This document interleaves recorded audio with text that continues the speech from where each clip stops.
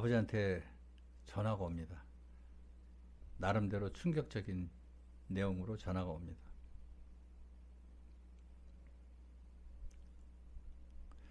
그 내용은 뭐냐면 아버지가 저를 굉장히 좋아했어요. 공연장에 와서도 뭐 그러고 하여튼 너무 진짜 좋아하고 뭐 듬직하다 그러고 뭐 아들 같다 그러고. 그런데 이 내용이 그 얘기예요. 결론은 뭐냐면 자기 딸내미 돈을 안 썼으면 좋겠다는 거야. 어? 그러니까 나는 그 황당한 얘기지. 나는 거꾸로 반대를 했잖아요. 여러분들한테 말씀드렸듯이 나 안 했으면 좋겠다. 근데 딸내미가 비슷하게 얘기를 한 거야. 어, 내 남자친구하고 한국 남자친구하고 이거 계속 할 거다. 그러니까 이제 뭐 돈이 어디 있냐? 그건 내가 알아서 할 거야. 아버지 신경 쓰지 마라. 뭐 이렇게 된 거예요. 근데 그 얘기를 할 수밖에 없는 게 이 여자애는 자수성가했어요. 아버지한테 돈을 받은 게 아니야. 지가 혼자 사회생활에서 집도 두 채 사놓고 뭐 하고 이렇게 자기 돈으로 산 거예요. 그러니까 아버지가 한 번 도와준 게 없어. 물론 키워준 거는 있지만, 그러니까 자기 돈은 자기가 쓰겠다는 생각이고 아버지도 그거를 만류를 못 하는 거예요. 왜냐면 지가 투자한 게 아니기 때문에. 그러니까 우회적으로 나한테 전화를 한 거예요. 자네 내 딸내미 돈 좀 안 썼으면 좋겠다고. 사업하는데. 그래서 아버지 저는 그런 생각한 적 없고요. 오히려 제가 하지 말라고 그랬어요. 그러니까 그 걱정하지 마시라고. 그 전화를 끊었어. 전화를 끊었는데 뭐 부모로서 당연히 할 수 있는 얘기죠. 근데 서운한 것도 사실이에요. 왜냐면 저도 진짜 뭐 장인처럼 돼 있거든. 뭐 중간에 많은 일들이 있었지만 뭐 일 있을 때마다 내가 달려가서 두 번 싸우는 거 말리기도 하고 하여튼 그런 일이 많았어요. 그 생신날 가가지고 선물도 사드리고 뭐 그런 일들이 있지 않았겠습니까?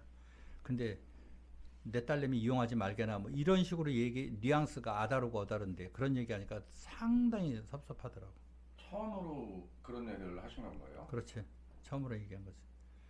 그래서 이제 나는 그 충격 아닌 충격인데 되게 섭섭하더라고.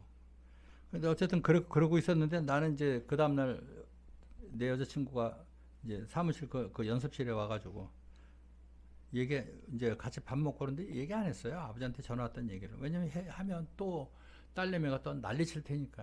뭐 쓸데없는 얘기하고 그러냐고. 뭐 당연히 그렇지. 자기가 좋아하는 남자니까. 그것도 내 성품을 알고 성품이라까지는 없지만 성향을 아니까. 그리고 이제 어쨌든 뭐 저는 그 여자친구가 저를 좋아하는 이유가 분명했어요. 그 친구 입장에서 나를 봤을 때 굉장히 똑똑하다고 생각을 했고, 두 번째는 정직하다고 생각을 했어요. 그리고 굉장히 성실하고 열심히 미친 듯이 일을 했거든요. 제가 어떤 일을 하든. 뭐 여러분들이 제가 얘기하는 썰 푸는 데서 느꼈는지 모르지만 그런 거에 자기가 완전히 그냥 남자 느낌, 남자 냄새를 확 맡은 거예요. 그러니까 매력을. 그러니까 완전히 그냥 나한테 거의 가스라이팅 돼 있는 상황이었었어요. 그런 상황에서 나는 안 했으면 좋겠다. 그런 상황이고. 그러다가 이제 얘기를 안 했는데 며칠 후에 걔가 알게 됩니다. 제 여자친구가. 아버지가 나한테 전화해서 경고를 했다는 얘기를. 난리가 난 거야. 그래서 아버지랑 막 싸우고 막 소리 지르고 막. 근데 이 친구도 또 열받으면 또 성격이거든. 그렇게 해가지고 이제 하는데 나는 그걸 또 몰랐어요. 몰랐는데 아버지가 또 전화가 온 거야. 어? 네가 얘기했느냐고. 무슨 얘기요? 그랬더니 딸내미가 알고 나한테 얘기를 하더니. 근데 그거를 엄마가 얘기했는데 내가 얘기한 줄 알고 난 얘기 안 했다고. 그래서 내가 그랬어. 안 쓰겠다고. 그랬더니 하는 얘기가 딸내미도 결혼도 이제 정식으로 해야 되고 미혼모라고 그랬잖아요. 미혼모. 헤어졌으면 하는 식으로 얘기를 하더라고. 그러니까 대놓고 그러지는 않은데 서로 이제 뭐 각자 인생도 좀 생각할래야 아니냐 뭐 이런 식으로 얘기를 하는 거예요. 그래서 어쨌든 나는 뭐 여러 가지 생각해보겠다. 그렇게 얘기를 하고 가만히 생각을 해보니까 진짜 막 열이 받을 정도로 진짜 약이 오르는 거예요. 그러면서도 한편으로는 아버지가 얘기한 게 틀리지 않았다는 것도 부정을 못하겠고 어쨌든 그런 생각이 들더라고. 근데 이 여자친구가 내가 좋지만 사실은 이제 가족이 된 거예요. 왜냐면 내가 성적인 흥분이라든지 아니면 이성으로서의 감정이 점점 없어졌어. 이미 몇 년이나 사귀신 거예요? 3년 정도 사귀었지. 3년 정도 만나신 거예요? 3, 4년 된 것 같아. 그러니까 이제 그런 감정이 생기고 그러니까 여자로서의 감정은 사실 없더라고요. 그냥 가족 같은 거. 그러니까 이제 뭐 성적 흥분도 안 되고 좋기는 너무 좋아. 이해하시죠? 어떤 건지. 좋은데 하여튼 그 내 몸하고 이 소중이하고는 또 생각이 틀리니까 생각하고. 그래서 어쨌든 그런 상황이니까 내가 얘랑 계속 가면 얘 성격을 아니까 얘는 계속 진행할 거라는 생각이 드는 거예요. 돈을 써야 된다. 근데 그 리스크가 사실은 있었어요. 왜냐면 내가 적극적으로 할 용기가 없는 거야. 이제 지친 거예요. 쉽게 얘기하면. 애새끼들 그 싸가지 없이 하는 행동들부터 시작해서 중국 애들 장난 아니에요. 여러분. 그러니까 그거를 다 내가 지금 짧은 시간에 어떻게 다 말씀을 드리겠습니까? 그 많은 진짜 파란만장한 얘기들을. 근데 한국 요즘 뭐 MZ 세대들도 그렇다고 그러지만은 중국 애들은 벌써 그랬어요. 벌써. 그냥 하다못해 길거리에서 막 꺽꺽거리고 숨 넘어가도 안 쳐다봐요. 그냥 다 지나가요. 남에 대해서 관심이 없어. 그러니 오직 하겠어요. 그 이기적인 애들을 막 열 몇 명을 합숙을 시키니 뭐 물건 없어지는 것도 보통 이러고 심지어는 내 방에 들어와서 돈 훔쳐가는 새끼들도 있고 막 그러니까 이런 것들이 야마가 도는 거야 나는. 그런 거를 다 누르고 했는데 이 개새끼들이 또 중간에 배신도 했지. 해서 또 도망갔는데 또 제주도 공연까지 해외 공연 시켜준다고 그래서 나갔는데 돈도 못 벌었지. 또 거기서 그 새끼들 또 싸가지 없는 행동을 계속하지. 그러니까 이제 난 지치고 지친 거야. 아유 내가 진짜 광고 영상이나 찍고 여기서 중국 제작사나 방송국에서 내가 일하는 게 낫지. 내가 무슨 부귀영화를 누린다고 내가 이지랄을 하나 뭐 이런 생각이 당연히 들지 않습니까? 그러다가 이제 내가 슬슬 내가 이제 아버지가 한 얘기를 받아들이게 돼요. 그 아버지 생각이 옳은 게 아니고 아 내가 오히려 얘 인생을 내가 망치고 있는 게 아닌가. 가로막고 있는 게 아닌가 생각이 드는 거예요. 좋아하긴 좋아하는데 그러고 솔직히 그거 다 핑계잖아요. 여러분들 아시잖아요. 진짜로 막 내가 이 여자랑 막 아니면 못 살고 막 그런 관계도 사실은 아니었어. 지금 생각해 보니까. 지금 생각하면 정말 좋아했는데 그때는 그런 생각이 드는 거야. 그때 또 이게 또 많았어요, 내가. 그 단원 안에서는 없었지만 밖에 많았어 이게. 만약에 그분이 지금 연락이 오면 다시 만날 생각 있으세요? 있지 지금. 먼저 한번 연락해 보시지 그러세요. 네 뽕이다. 안 만나. 왜냐면 내가 걔한테 도움이 안 돼. 지금은 짐이 되지. 그리고 나는 지금 뭐 내 앞가림 할 수 있는 정도는 되지만 걔처럼 그렇게 불을 쌓아놓고 있질 않아. 잘 살아 지금. 잘 살고. 근데 연락하려면 할 수 있어. 지금도 위챗 연락처 있고 다 전화번호 있어. 안 바꿔서 전화번호. 근데 뭐 한동안까지 그 내가 한 2년 전까지 연락을 했었지. 근데 연락하면 돼. 뭐 우리는 정말 행복하게 헤어졌기 때문에. 그렇게 해가지고 이제 나는 이제 서서히 얘랑 좀 거리감을 좀 둬야 되겠다고 생각을 하는 거예요. 왜냐면 내가 도움도 안 되고 그때는 또 그러니까 그 맞는 게 아닌가 이런 생각이 들고 조금 이제 약간의 이제 거리감을 줘야 되는 게 아닌가 이런 생각도 들고 그래서 이제 서서히 이제 거리를 조금씩 제가 저기 하기 시작합니다. 그 여러분들 공연 사전에서 봤듯이 제 여자친구 못생기지 않았어요. 그 교양이 굉장히 괜찮았어요. 여자가 정말 괜찮은 여자예요. 내가 만났던 여자 중에서 정말 진짜 두 손가락가 들어갈 정도로 매너도 있었고 교양도 있었고. 근데 웃긴 게 뭐냐면 3, 4년 더 사귄 것 같은데요. 어쨌든 한 번을 싸운 적이 없어요. 이 여자친구랑 단 한 번을 싸운 적이 없어. 저도 성질이 불같거든요. 사실 아니 남자 성깔 없는 사람이 어디 있어요. 단 한 번을 싸운 적이 없어. 그래가지고 진짜 애가 그러니까 똑똑한 것보다 현명해요. 현명하고 자기가 물러날 때 물러날 줄 알고 아주 교양도 있고 매너도 있고 자기 관리를 철저하게 하는 친구예요. 이 친구는 자고 나도 입에서 입냄새가 안 나. 그 정도로 관리를 해. 그러니까 자기가 새벽에 일어나서 화장실 가면 꼭 볼일 보고 가글을 하고 들어오고 이럴 정도야. 근데 그런 것들 그러니까 항상 가까이 여기서 이렇게 얘기를 해도 입냄새가 안 나. 항상 입냄새 나는 거 얼마나 괴로운 거 아시죠? 아유 못 만나죠. 뭐 진짜로 이쁘면 안 만나겠어? 정말 이뻐 그림 같아. 그럼 만나. 근데 그런 여자들이 관리를 더 잘해요. 꼭 그런 건 아니에요. 아니요 진짜 그래요. 아니, 몇 명을 만나봤다고 당신 스토리를 다 알고 있는데 여태까지 만난 애들 한 10명, 열 손가락 안에 들지? 아예 더 되죠. 아, 11? 아니 뭐 그냥 넘어가요. 뭘 넘어가. 내가 네 스토리를 아는데, 저 구라쟁이 저거. 어쨌든 그런데 그런 여자를 내가 버리는 게 어렵잖아요. 근데 버리는 건 아니고, 그래서 내가 조금 거리감을 두고 나를 그냥 애인으로만 생각하게 했으면 어떨까라는 생각이 듭니다. 그러던 중에 이제 시간이 어느 정도 흘러가지고 이제 몇 개월이 지났어요. 근데 당연히 그 다음에 애들은 해체를 했지. 내가 이제 안 하는 게 좋겠다. 그리고 내가 시작을 하고 결심을 하면 니들 그때 모여라. 그래서 거기까지 얘기가 된 거예요. 그래서 나는 이제 걔네들하고 점점 그 거리감을 두면서 이제 우리가 실제로 다시 제작을 하게 되면 연락을 하겠다. 그렇게 하고 중간중간에 연락이 오죠. 언제 시작하느냐 뭐 이랬는데 이제 어쨌든 나는 마음의 결정을 하게 됩니다. 내가 서서히 이제 그만 놔야 되겠다. 그런 생각이 들어서 애들한테도 그렇고 여친한테도 이제 그런 거리감을 제가 두게 됩니다. 그리고 이제 매일 만날 거를 뭐 핑계있다 그러고 뭐 오늘은 사무실에 오지 마 그러고 난 나갈 거야 뭐 이런 식으로 하면서 조금씩 거리감을 두게 됩니다. 여자친구랑 그때 뭐 눈치는 못 챘고요. 눈치는 못했지.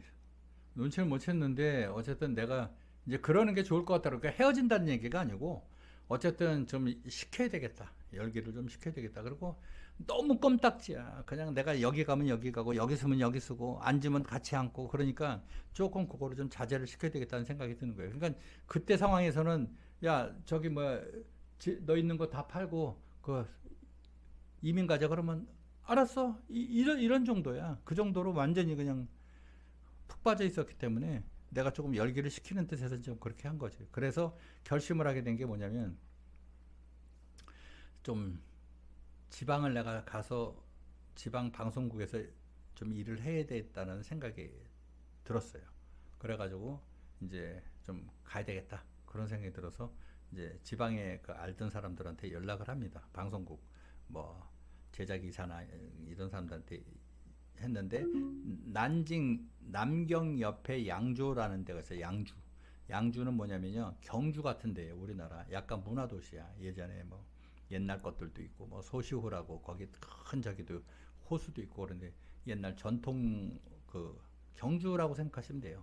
그 아주 전통 있는 데인데 거기 예전에 그 뭐 후진타오나 뭐 이런 사람들이 거기 출신이라는 얘기를 제가 들었습니다. 그래서 그 국가 지도자들도 많이 그쪽에서 배출을 했었고 그러고 뭐 하여튼 그랬던 그 장택민이 거기 출신이라고 얘기 들었어요. 그래서 지방 도시인데 도시는 인구는 크질 않아요. 300만인가 400만밖에 안 되는데 근데 그런 문화의 도시 그쪽 방송국으로 제가 가서 일을 하게 됩니다.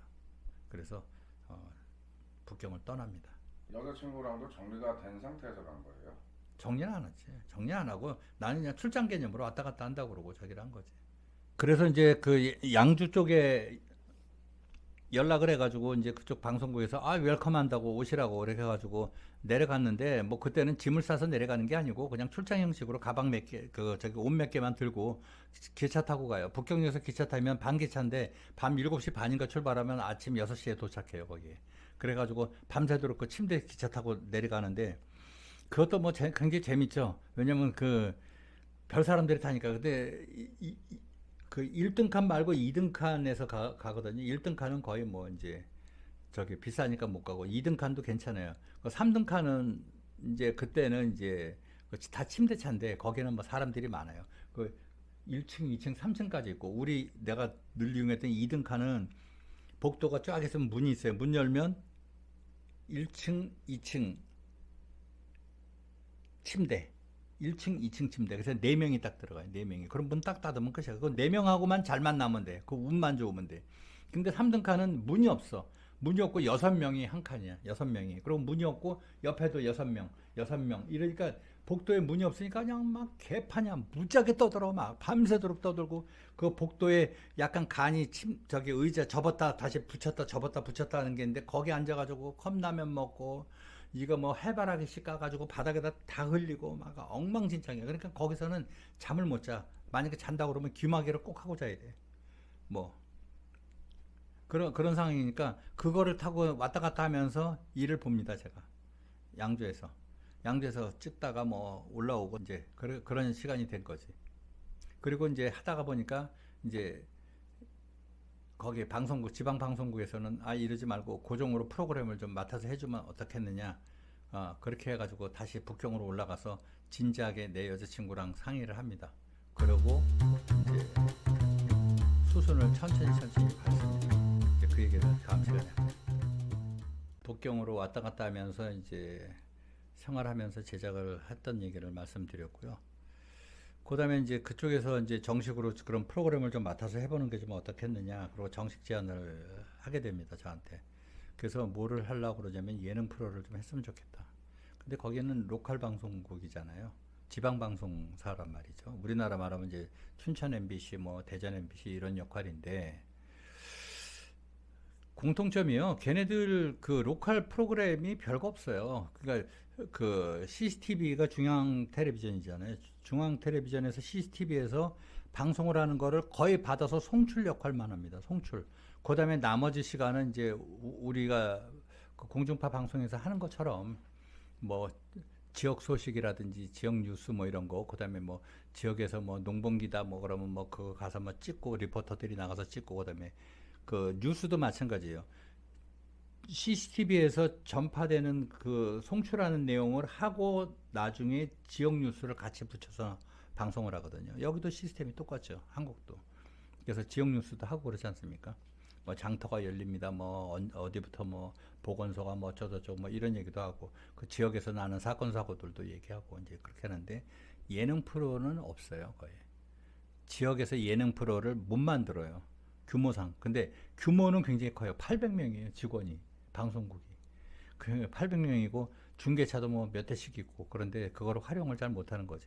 이제 하긴 하는데 뭐 지역 장터 열립니다 그러면 중계차 갖고 나가서 뜨는 거지. 그거를 무슨 예능적으로 활용하거나 그러지는 못하는 상황이죠. 그러니까 하드웨어는 되게 좋네요. 하드웨어는 뭐 짱짱하지. 뭐 다 새 거야, 다. 뭐 다 새 거고, 뭐 시설도 너무 훌륭하고, 스튜디오도 뭐 몇 개씩 있으면서 뭐 시설도 뭐 어마어마하지. 그런데 이제 소프트웨어가 없는 거죠.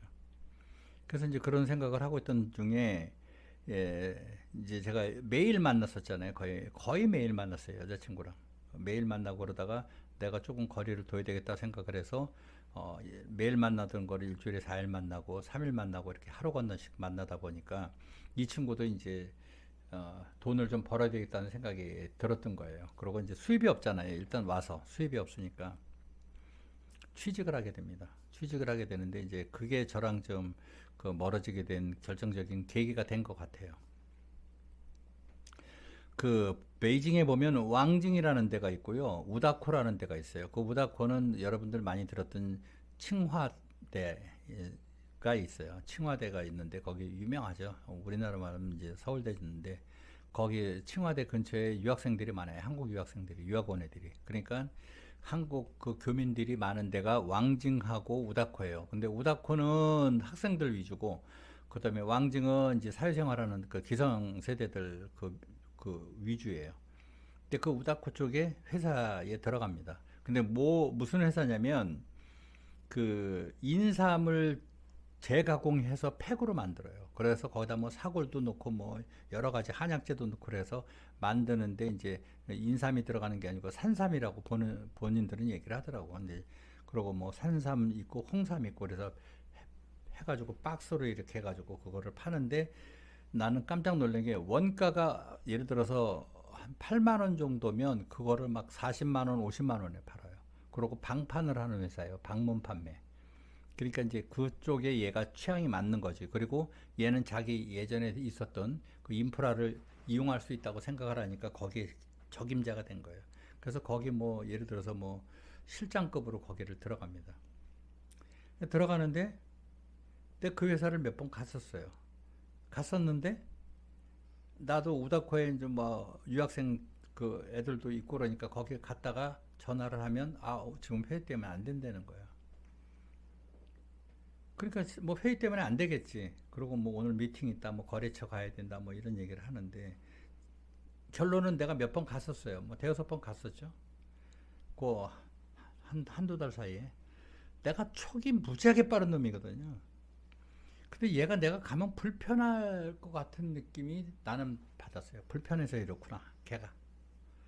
근데 그 회사에 그 회장애가 있는데,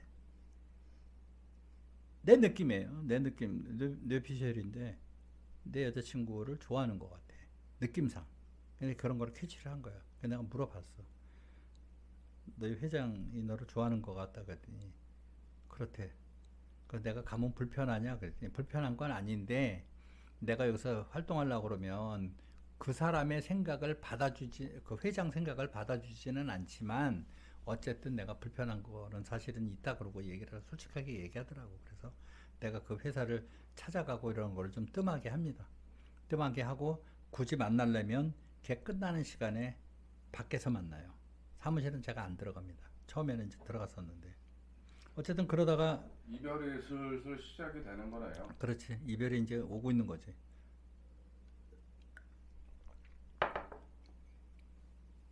그렇게 시간이 흐르고 나서 그 기간이 한 6개월 정도 됩니다. 6개월 정도 시간이 되면서 이제 슬슬 정리를 할 수순을 밟게 되는 거죠.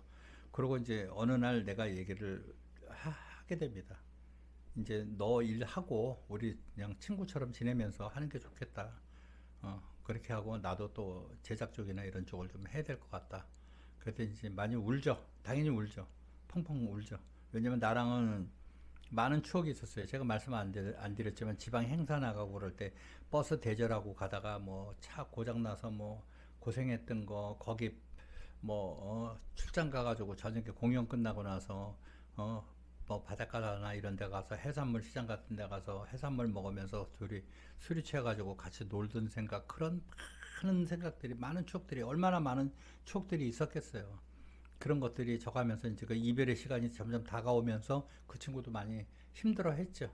그러다가 이제 어떻게 간신히 이제 마음 정리가 되면서 그게 또 몇 개월이 지나가요. 지나가다가 이제 연락은 하죠. 자주 하고. 그러는데 이제 예전처럼 애인 관계는 아닌 거지. 같이 밤을 새고 막 잠자리 하거나 그런 관계는 이제 없어진 거예요. 근데 나머지는 다 똑같아. 밥 먹었어, 뭐 챙겨주고 이러는 건 다 똑같아요.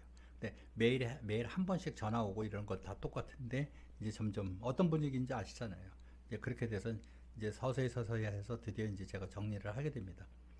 북경에 있으면서 그 친구랑도 이제 연락은 하지만 이제 조금씩 뭐 며칠에 한 번씩 연락하게 되고, 그러니까 사생활에 대해서 서로 모르게 되는 거예요. 내가 몇 시에 들어갔는지, 그 친구가 몇 시에 집에 들어갔는지 이런 것들에 대한 간섭이 없어지는 거지. 그러면서 이제 그 시간이 또 뭐 한두 달 지나가다가 이제 저도 이제 점점 이제 생각이 바뀌게 되는 거죠. 그리고 이제 그동안에 이제 방송국도 왔다 갔다 하면서 아직은 내려가지는 않았어요. 그러다가 이제 다음 학기에, 그러니까 다음 개철, 봄철이면 봄철, 가을철이면 가을철 개편 프로에 내가 정식으로 들어간다고 그러고 몇 개월 더 시간을 내가 벌었어요. 벌었다가 거기 그 공연하는 그 집에 계속 있었거든요. 근데 거기에 비용도 비싸고 그래서 저도 또 현실에 맞게끔 제가 이사를 갑니다. 또 다른 데로 이사를. 어디로 또 가셨어요 이번에는? 그 이제 왕징에서 가까운데 그 똥바라는 데로 이사를 갔는데 거기 처음에 그 싸구려 그런 데보다는 좀 훨씬 난 데로 이사를 갑니다. 아파트인데.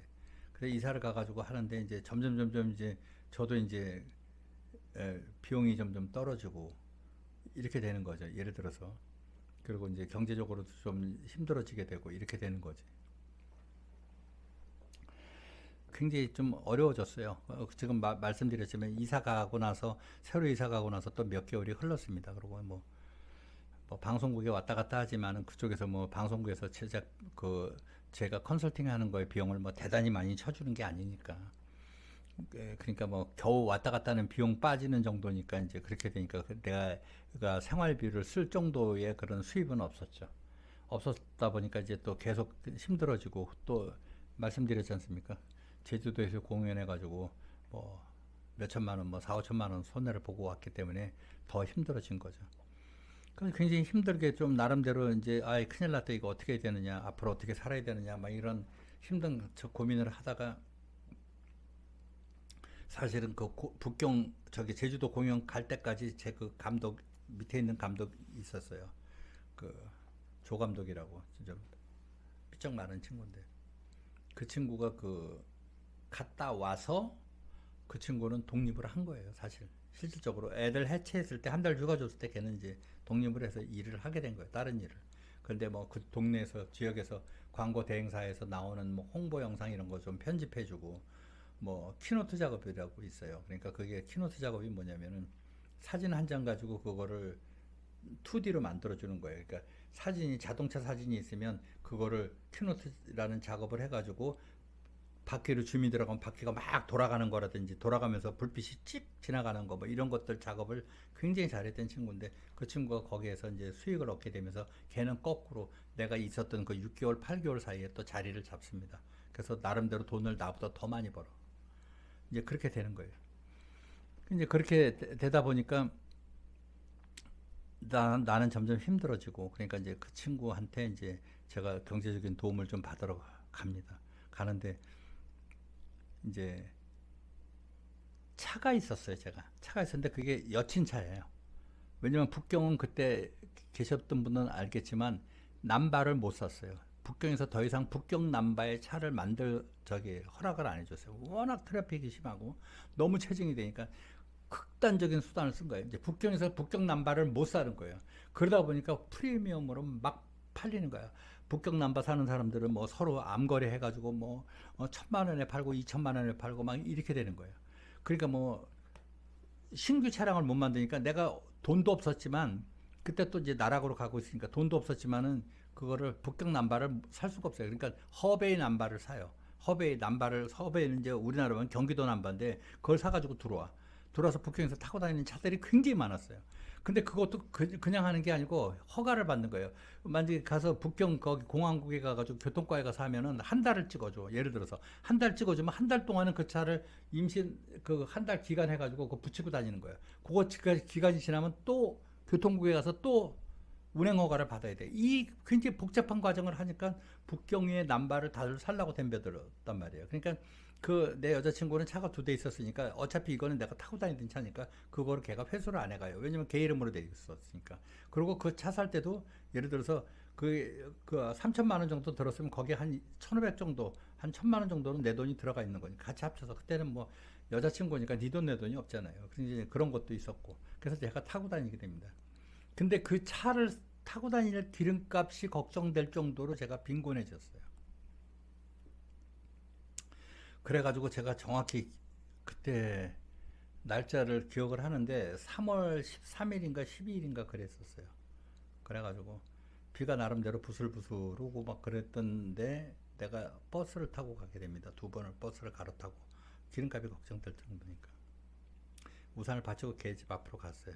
갔는데 걔는 아주 번화가 거리에 굉장히 좋은 그 오피스텔도 아니고 약간 별장처럼 있는 5호 공관이라는 그런 건물이 있었어요. 거기에 내가 찾아갑니다. 찾아가서 그 커피숍인데 걔네 집 앞에 커피숍인데 이제 아주 고급스러운 식당이에요. 그리고 레스토랑이지 커피숍이 아니고 뭐 식사도 먹을 수 있고 뭐 스파게티 같은 거 시켜 먹을 수 있고 왔는데 이제 앞에로 앉았어. 잘 있었냐? 그러니까 이제 그러면서 이제 나랑 얘기하면서 걔는 게임을 하는 거예요. 게임을 하는데 뭐 드실래요? 제가 살게요. 그래서 네가 사야지. 내가 돈벌이가 없는데 그랬더니 네 드세요. 그러는. 뭐 나는 스파게티 하나 시키고 걔도 뭐 시키고 뭐 커피 한 잔씩 시키고 저거 하는데 돈 얘기를 좀 해야 되는데 이제 월세는 다가오고 그런데 얘기를 할 수 있는 타이밍을 못 잡겠는 거예요. 누르다가 그 친구는 나랑 카나다를 내가 데리고 간 친구예요. 그러니까 이제 나랑 내 밑에서 오래 있었던 애지. 근데 지금 역전이 돼서 순간적으로 걔가 돈을 나보다 훨씬 잘 벌고 있는 상황이니까. 잠깐만 타이밍 못 잡겠는 거예요. 그러다가 제가 얘기를 합니다. 야 아무개야, 이번에 반값을 좀 내야 되겠는데 5천 위안만 빌려주라 내렸어. 참 못하겠더라고. 내가 진짜 10년 넘게 10년 가까이 그 친구를 데리고 있었는데 걔한테 돈 얘기를 하다니. 이 친구가 하는 얘기가 돈을 잘 벌었거든. 게임하면서. 네? 아, 제가 돈이 어디 있어요? 그러는 거야. 손이 진짜 막 부들부들 떨리더라고. 막 창피하기도 하고 쑥스럽기도 하고 그래서. 근데 그때 제 후배가 대기업을 다니다가 그만두고 나서 다시 헤드헌터 회사에서 다시 재취업해서 다시 다른 대기업으로 들어간 친구가 있었어요. 네. 그 차가 또 근데 그 친구도 차가 있었는데 그 친구는 대기업에 들어가니까 차가 당연히 나오죠. 기사하고. 근데 그 차도 조금 놀고 있었어. 그 차를 또 내가 타게 됐어. 근데 그 차 중에서 그 어떤 때는 그 내 여자친구 차를 걔가 타고 어떤 때는 그 내 동생 차를 걔가 타고 그랬는데 그 당시에는 내 여자친구 차를 걔가 타게 됐어. 롱웨이라는 차인데 그게 그 중국 차긴 하지만 그 조립한 차예요. 그 영국의 뭐 그 랜드로버 그 차하고 제휴해가지고 하는데 아주 클래식하게 제규어처럼 클래식하게 잘 만들어진 차인데 괜찮았었어요. 모양도 괜찮았고. 근데 그 차를 그 친구가 타고 있었어. 몇 달 동안 한 4개월인가 그렇게 타고 있었어. 그래서 내가 그랬어. 야, 아니 너 그 렌트카만 해도 한 달에 최소한 50만 원은 내야 되겠다. 아유, 그거 나한테 그 정도 빌려주면 안 되겠냐 그랬더니 게임하면서 예? 차가 잘 안 타요. 세워놓고 있는데 가져가세요. 아 진짜 포크로 그냥 확 찍어버리고 싶은 생각이 드는 거예요. 순간적으로 막 창피하기도 하고 그래서 내가 막 이러고 있다가 그게 넘어갑니까 그게 그냥 끄적끄적 먹다가 알았어 미안하다 내가 갈게 그랬더니 에? 에? 그러면 시간 계산을 하고 그러고 들어가세요 전화 주세요. 걔는 그런 감정이 없는 거야. 내가 얼마나 화가 나고 진짜 막 창피하고 수모감을 느끼는지 모르는 거예요. 수치심을 느끼는지. 그러고 왔던 기억이 나요. 그래가지고 굉장히 힘들게 있다가 진짜 이건 이래서는 안 되겠다. 빨리 가야 되겠다는 생각을 계속 하게 됩니다. 그러다가 아주 결정적인 또 그 슬픈 얘기가 또 생깁니다. 뭐냐면 돈을 빌려라 하는데 실패를 했잖아요. 실패를 했는데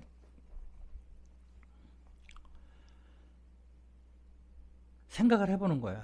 이건 이제 진짜 뭐 1, 2만 원밖에 없으니까 매일 진짜 강아지 그 사료 살 돈도 없을 정도로 막 이렇게 되니까 나도 많이 급해진 거지.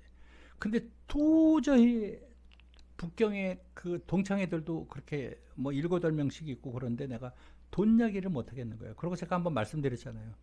친구한테 돈 얘기했다가 개망신 당했다고.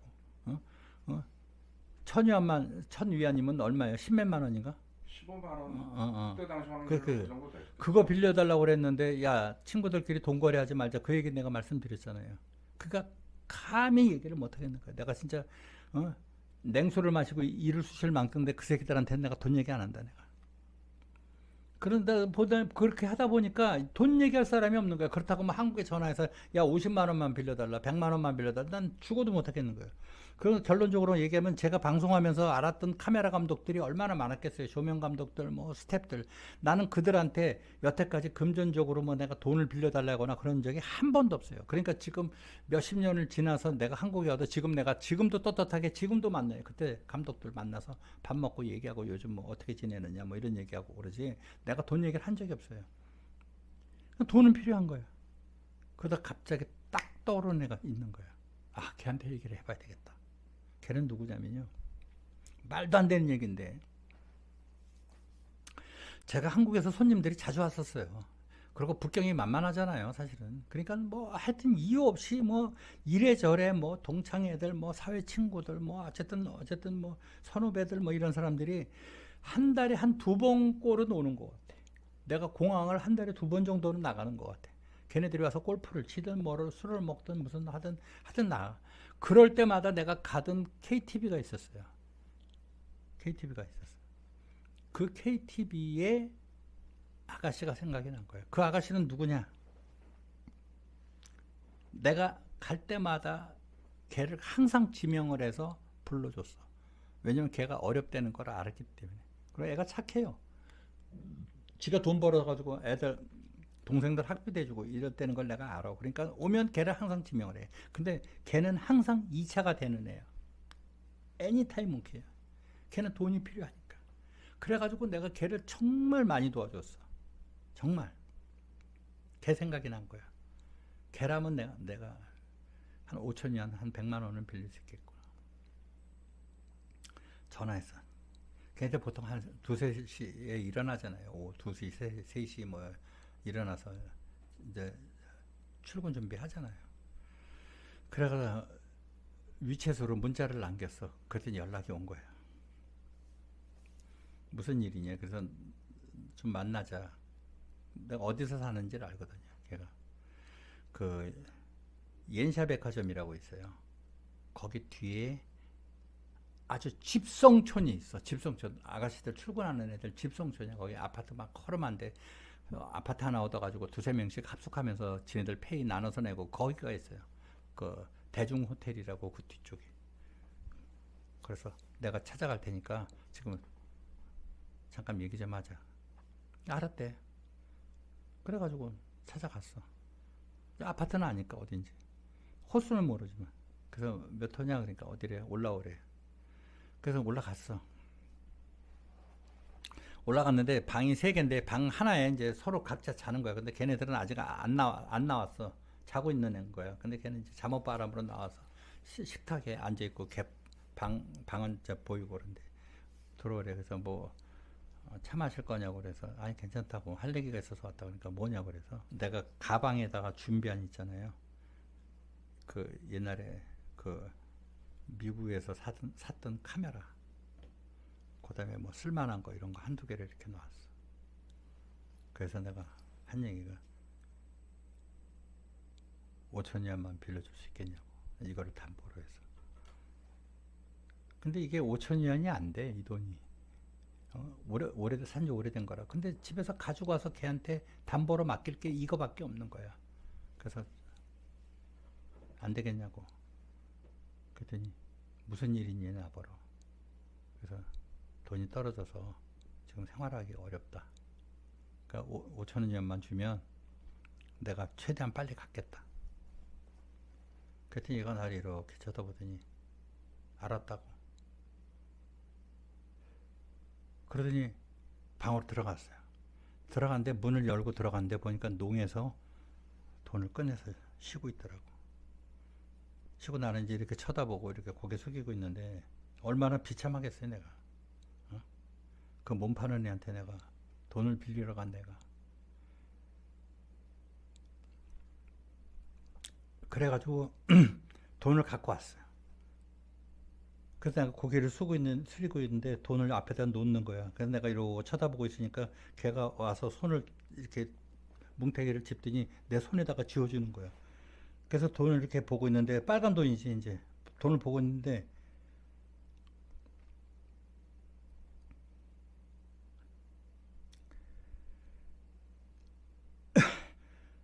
눈물이 뚝뚝뚝뚝 떨어지는 거야. 돈 위로. 내가 너무 비참하니까. 그래서 한참을 내가 울었어. 소리 내지도 못하고. 하여튼 그랬던 기억이 납니다. 그래서 지금도 좀 울컥한데 그 돈을 받고 나오는 제 심정이 어떻겠어요? 여러분 생각해 보세요.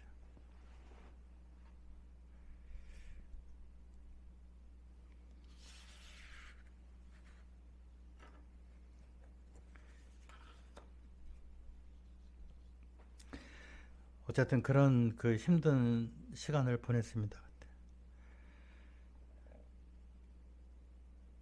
그리고 이제 시간이 지나다가 물론 이제 저도 뭐 계속 그렇게 살지는 못하죠. 지금 제가 20년째 시간을 함축해서 여러분들한테 얘기하는 거니까 이런 큰 일이 있었던 것만 했지 나머지는 저도 여러분들처럼 평범하게 생활을 했었고 이제 그런 시간을 계속 보냈습니다.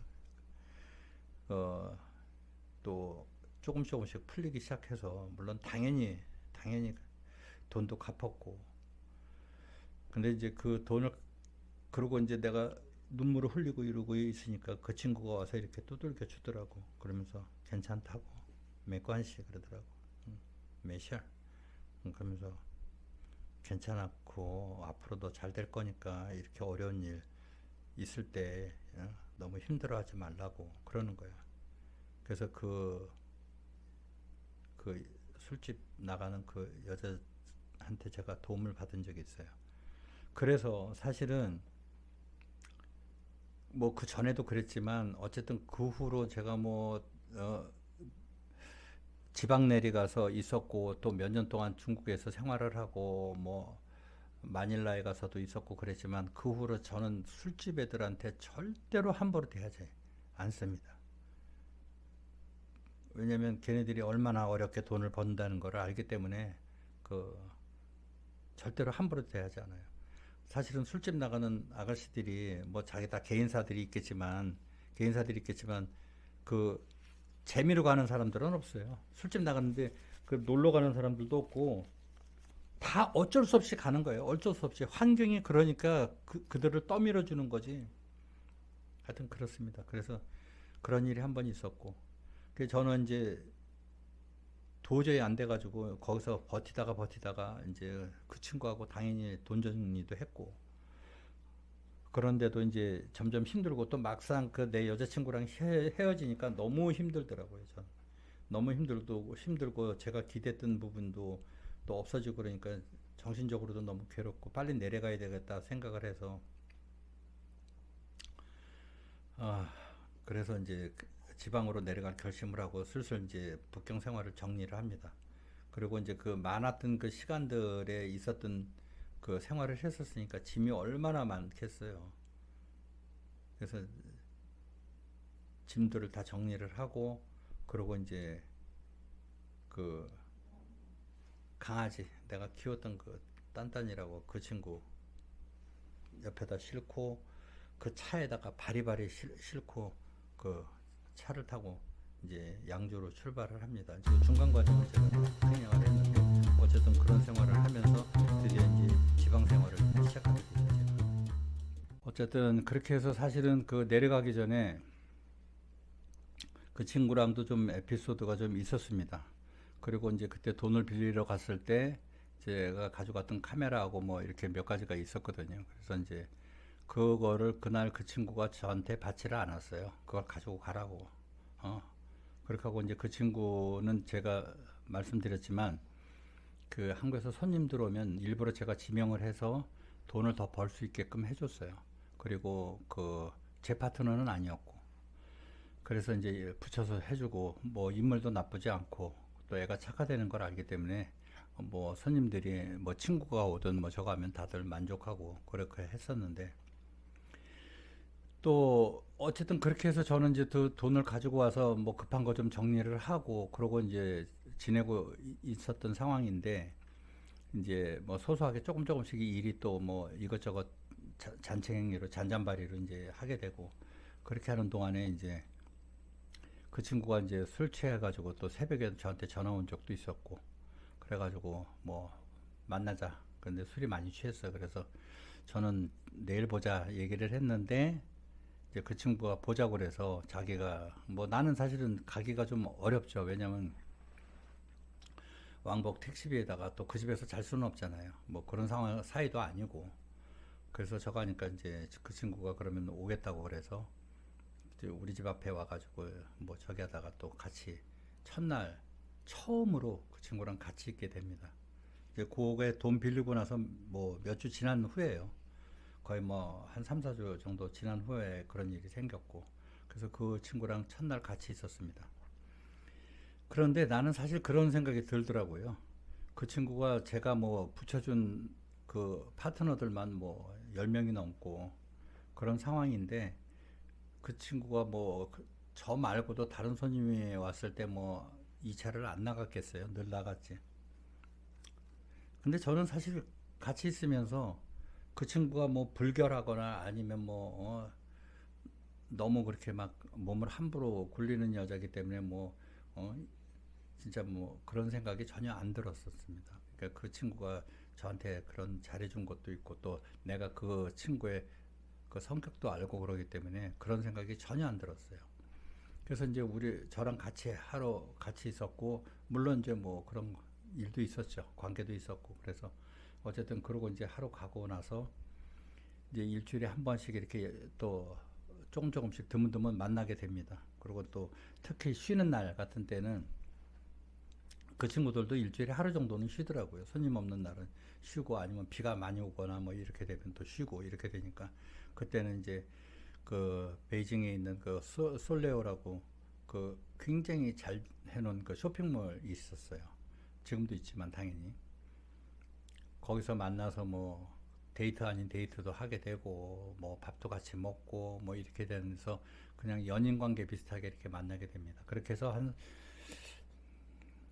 두세 달 만났던 기억이 나요. 이제 그렇게 하고, 이제 저는 이제 예정이 돼가지고 이제 그 친구한테 이제 돈 정리도 했고, 그래서 이제 저는 내려가게 됩니다. 내려가게 될 때 이제 제가 얘기를 해요. 그 여친한테 얘기를 해서 내가 이제 이렇게 해서 내려가게 됐다. 옛날 여친이죠. 그러니까 잘 됐다 그러면서 차를 나보러 계속 쓰라고 그러더라고. 그래서 알겠다고. 그러고 내가 얘기를 했어요. 가가지고 그 거기서 이제 수입이 생기면 내가 바로 줄 테니까 뭐 얼마를 좀 빌려다오 얘기를 했더니 뭐 쾌히 알겠다고. 그렇지 않아도 자기도 그 생각을 하고 있었다고 얘기하더라고.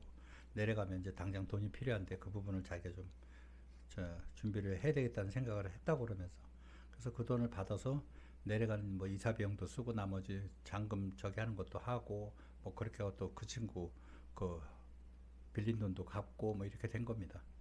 그래서 이제 내려가서 이제 본격적으로 이제 그 지방에서 방송국 생활을 하게 됩니다. 그 방송국 얘기를 좀 하면, 처음에는 이제 그 방송국에 내려가서 이제 채널이 있어요. 거기는 이제 세 개 채널이 있는데, 하나는 보도 채널, 뭐 뉴스 채널이죠. 그다음에 뭐 생활 채널, 그다음에 뭐 문화 채널, 뭐 이런 식으로 해서 이제 나눠져 있는데, 저를 콜한 그 사장이 그 채널에 세 개가 있는데 그 세 개에 다 그 책임자가 있어요. 사장이라고 그러는데, 채널 사장이라고 그러는데, 이제 방송사에는 총사장이 있어요. 그 지방방송은 총사장이 있고 밑에 채널이 있으면 채널장들이 있어요. 그 채널장이 사장이에요. 그 사람이 그 관리를 다 하는 거야. 그 채널에 관계되는 걸. 뭐 프로그램이 10개면 10개 관리를 다 하는 거고, 거기에 광고 수입까지 다 해서 서로 경쟁적으로 하는 겁니다. 이제 그 중에서 이제 생활 그 채널장이 이제 파트너예요. 그래가지고 프로그램을 제가 조금씩 개입을 하게 됩니다. 근데 이제 할 수가 없었던 게 뭐냐면, 그걸 완전히 바꿀 수가 없어요. 그때 그 관리하는 사장이 여자 사장인데 아주 보수적인 사람이에요. 그래서 보수적인 사람이라 그 예능 프로 자체를 하는 거에 대해서 굉장히 거부감을 좀 갖고 있었어요. 그리고 뭐 보는 연령대가 뭐 다 50대, 60대인데 20대들이 나와서, 쉽게 얘기하자면 뭐 그 무한도전이나 옛날에 뭐 그 산장에서 뭐 미팅하는 거 있었잖아요. 뭐 그런 거. 그다음에 음? 뭐 그런 식의 뭐 프로그램을 하는 거가 괜찮겠냐라는 게 아주 부정적이었어요. 그래서 결과적으로 저는 그거를 이제 제작하게 됩니다. 그래서 프로그램을 일단 2개를 찍게 돼요.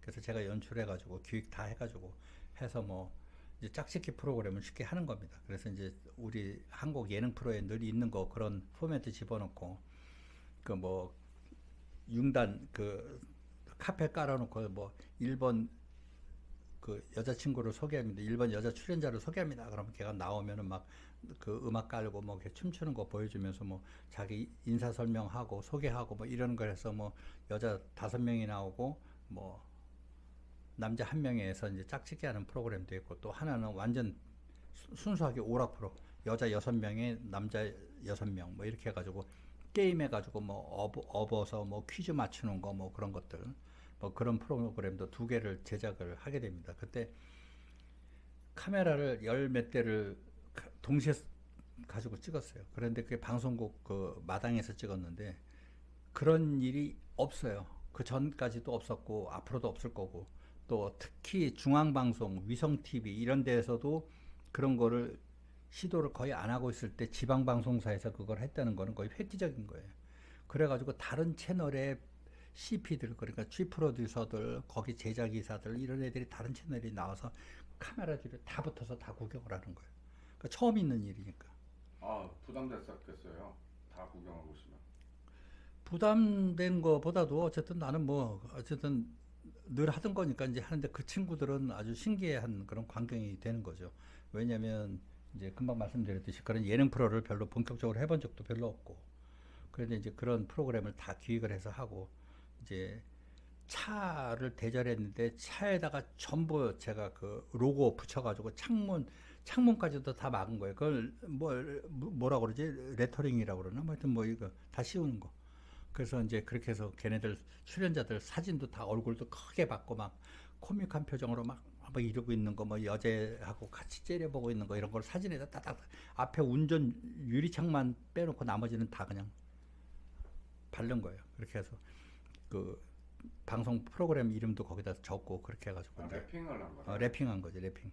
그렇게 해가지고 이제 그 차에서 내리는 거예요. 여자 출연자들이 내려와서 자기소개 뭐 댄스 타임 그래가지고 뭐 댄스 타임 뭐 그러면서 이제 일본 참가자 댄스 부탁합니다. 그러면 이제 나와가지고 막 춤추고 뭐 이렇게 해서 프로그램도 만들고 그렇게 해서 잘 만들었어요. 그리고 이제 편집을 하는데 이제 밤을 새야 되니까 제 방이 있었거든요. 그 방을 따로 줬어요. 그 옆에는 뭐 제작이사들 다 있고.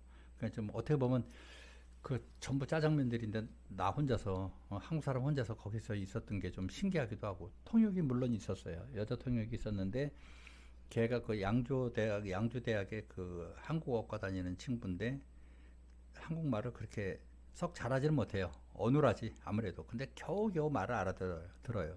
이제 그 친구 하다가 이제 걔가 많이 도와줬죠.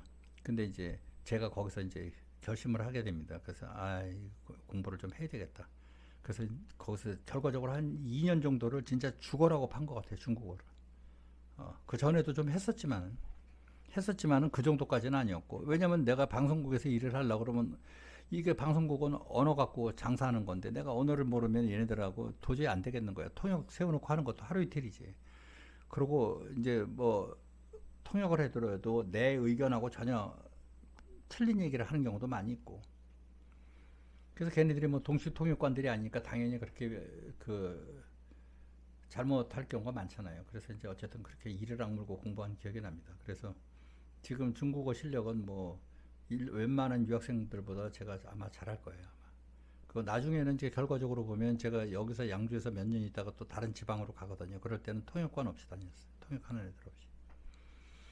그래서 이제 그 제작을 하고 그러는데 밤을 샌단 말이에요. 밤을 새서 편집을 하는데 이 중국 방송사들은요.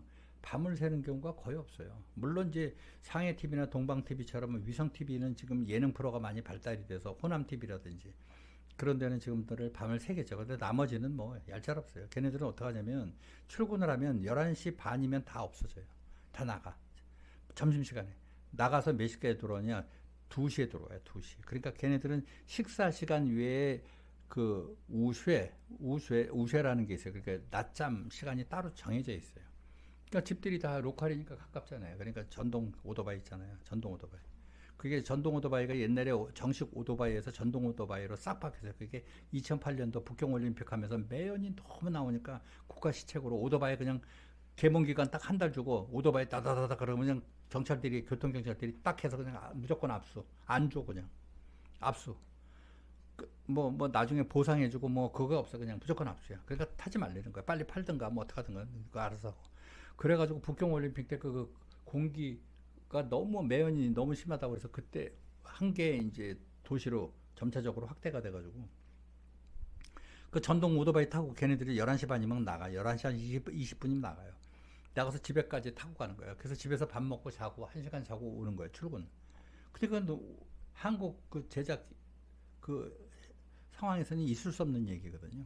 근데 그게 걔네들은 생활화가 돼 있는 거예요. 그러니까 뭐 11시 20분 정도면 다 없어져. 그리고 2시까지 2시간 반을 쉬다가 오는 거예요. 그러니까 뭐 밤새고 이럴 것도 없고 아예 그건 뭐 생각도 못 하고. 그리고 걔네들 뭐 5시 반 6시 되면 또 의뢰 또 전동차들이 또 쫙 나가는 거야. 방송국에서 쭉 나가. 무슨 포항제철 무슨 직원들 출근하고 퇴근하듯이 그냥 쫙 밀려 나오는 거야. 밤을 새는 사람들이 없어. 근데 내가 데리고 있는 부서 애들 15명, 16명 걔네들만 밤을 새는 거예요. 그런 그 에피소드가 하나가 있는데 내 방에서 편집을 하고 있는데 저녁에 그 보안이라고 그러는데 그 경비들 있잖아요. 방송국 경비들. 걔네들이 이제 후레쉬 들고 쫙 이렇게 이제 오는 거예요. 오다가 내 방 불이 켜져 있으니까 보다가 사람이 거기서 앉아 있거든. 그거 들어오는 거야. 들어와가지고 노크도 안 하고 들어와서 여기 있으면 어떡하냐고 나가라고 막 그러는 거예요. 여기서 밤새면 안 된다고. 그래가지고 편집을 해야 되는데 어떡합니까? 그래가지고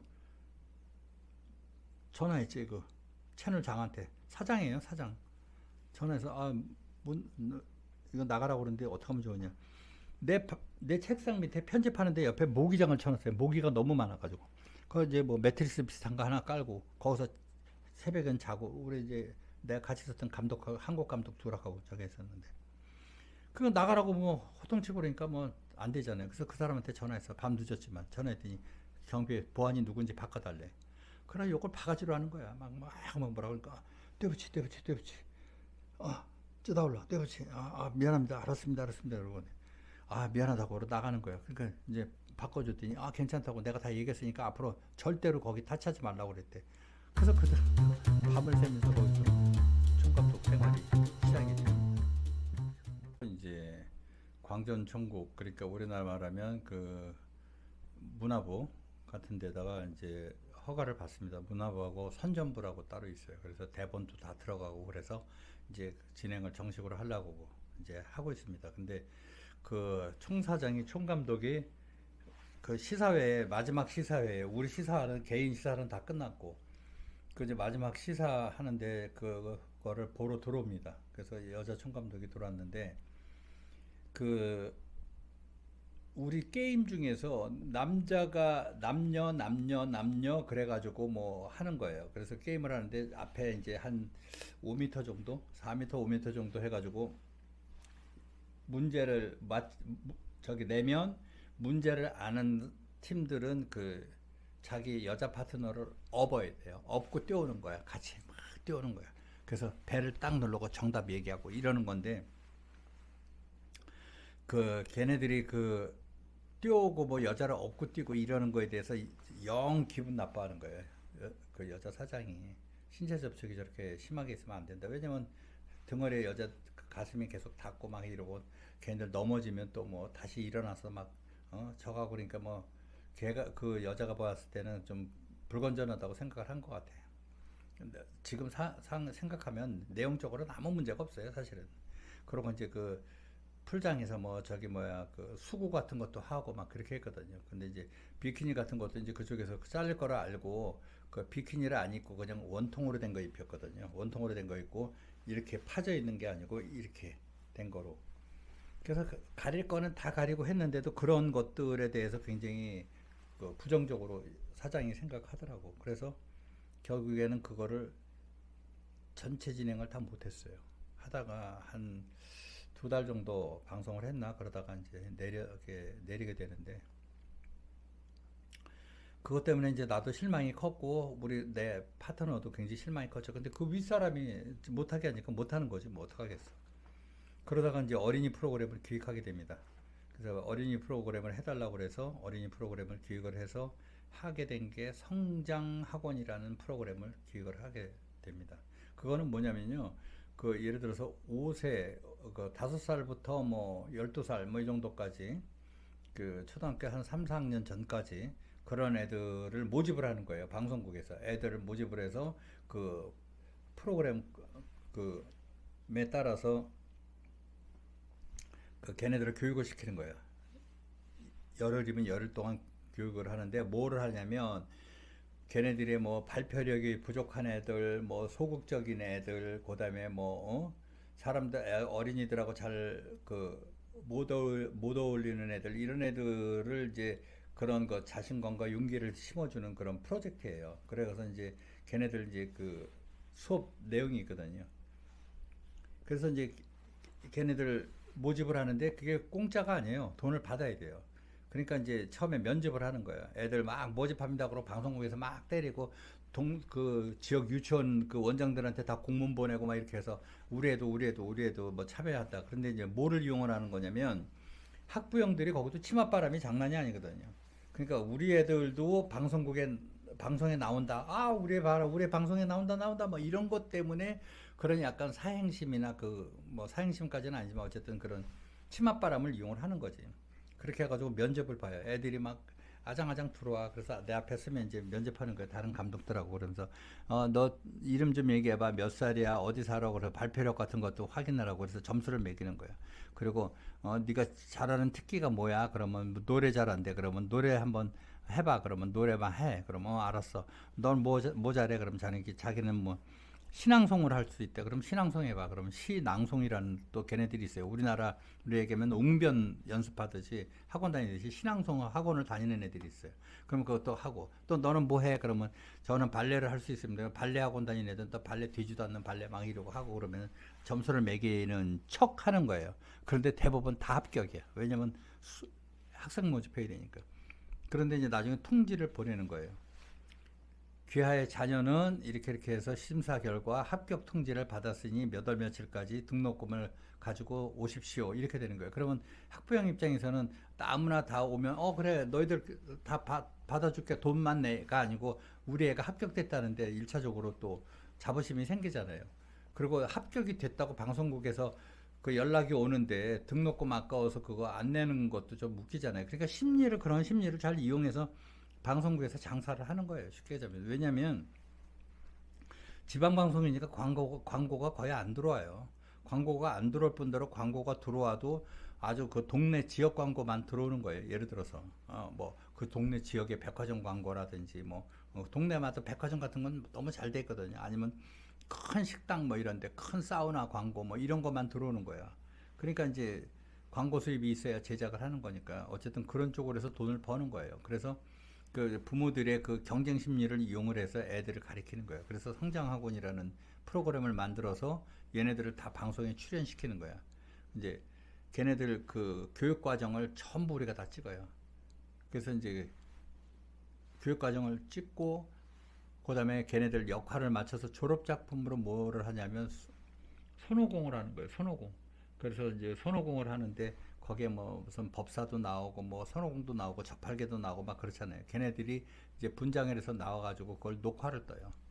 녹화를 떠서 자기 역할에 맞게끔 다 녹화를 뜬 다음에 이제 그거를 방송을 하는 거예요. 그럼 자식들이 다 나오잖아요. 어쨌든 그 학생들이 300명이면 300명이 다 방송이 나와요.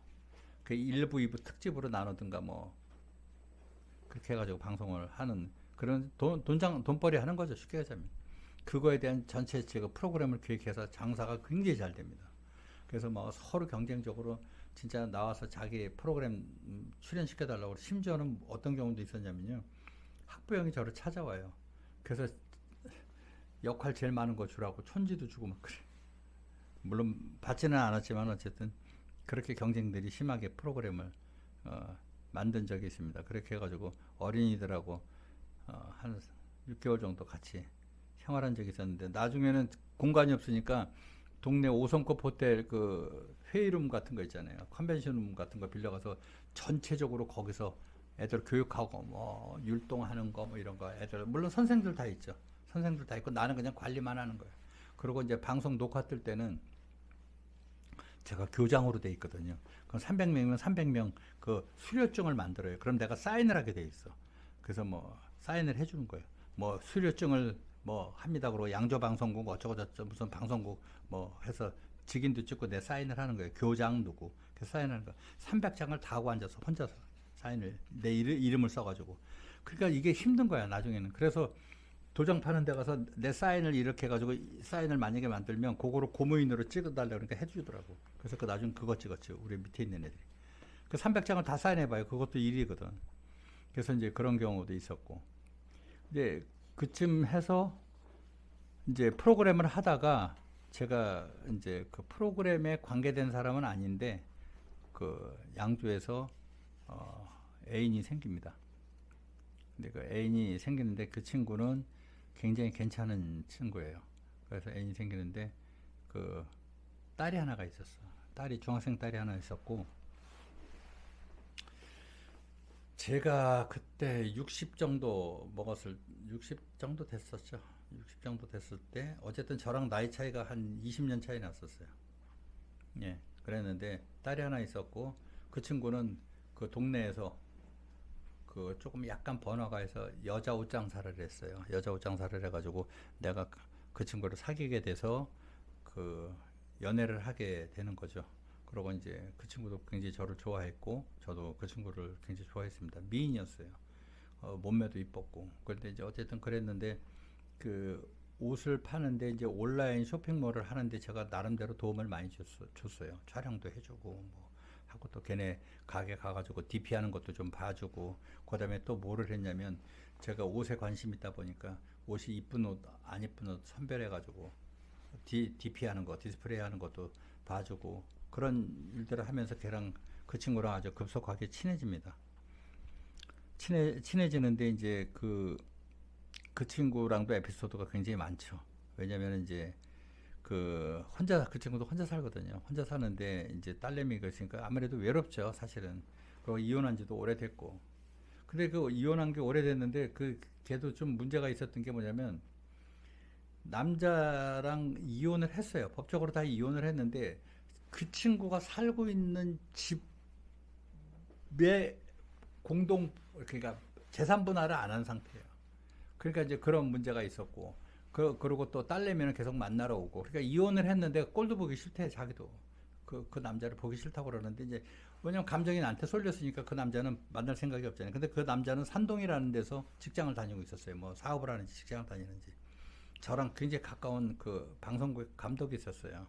그 감독이 있었는데, 어느 날 프로그램을 만드는데 그 촬영을 좀 도와달라고 그러더라고요. 근데 제가 프로그램을 어린이 프로그램만 하는 게 아니고 어린이 프로그램 말고도 지금 기존에 방송 나가고 있는 5개 프로그램을 제가 관리를 했거든요. 그 관리를 하는 게 뭐냐면 PD들이 다 있지 않습니까? 총감독이니까 PD들이 있으니까 이제 월요일은 얘 거 체크해주고 화요일은 얘 거 이런 식으로 하는 거예요.